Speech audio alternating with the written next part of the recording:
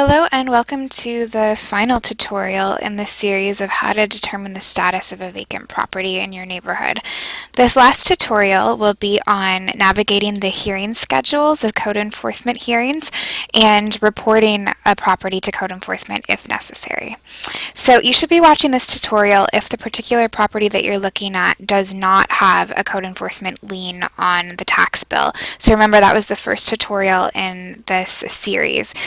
Here I am on the tax bill of a property, which is 5706 Vermilion, and you can see that there's some real estate tax due, and it looks like it went to tax sale in 2007, but there's no code enforcement lien under this type column. So the next step is, I know that there's no blight judgment right now, but I want to know if perhaps this property has been reported and is in fact scheduled for a hearing within the next month. Okay, so the first thing I do is go to NOLA.gov. Oops, not .gov. This is the City of New Orleans homepage. And I'll scroll down to the bottom, and on the bottom right corner I see this code enforcement button. So I'll click there. And there's lots of information on the code enforcement page, but I'm going to look specifically at the code enforcement document library. So I'll click there. And you see the first two documents are the schedule of code enforcement hearings. Today's date is October 12th, so I'm going to look at the October schedules. Just click that. And it's an Excel document that downloads. So I click that to open. And you can see that this has the address information, the owner name, the case number, and then the hearing date and time. Okay, so I have a particular property I'm looking for. So I'm going to use in Excel this find tool. And I can just enter something into this window and it'll search the document for me. So the property I'm looking for is on Vermilion, so I'm just going to look for Vermilion first. Let's see. Oh, and that's the first thing that shows up. It's 5706 Vermilion. Okay, so I see here that this is the ownership information, and then the actual hearing is going to be on the 18th, which is just about a week away at 11 a.m. And you can look back at the code enforcement website, let's see, to find out information about where those hearings are held. That would be useful, wouldn't it? Okay, so it says they're at this 1340 Poydras, which is one of the city buildings in Suite 2100. So any of the hearings that are listed on this sheet are in that building, in that room.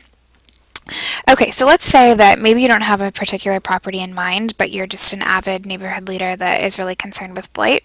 Well, you can see here that this particular spreadsheet has a council district in it, and it's actually sorted by council district. So if I live in council district C, let's say, I can scroll down to C and see from number 68 all the way down to 128. These are all hearings that are scheduled.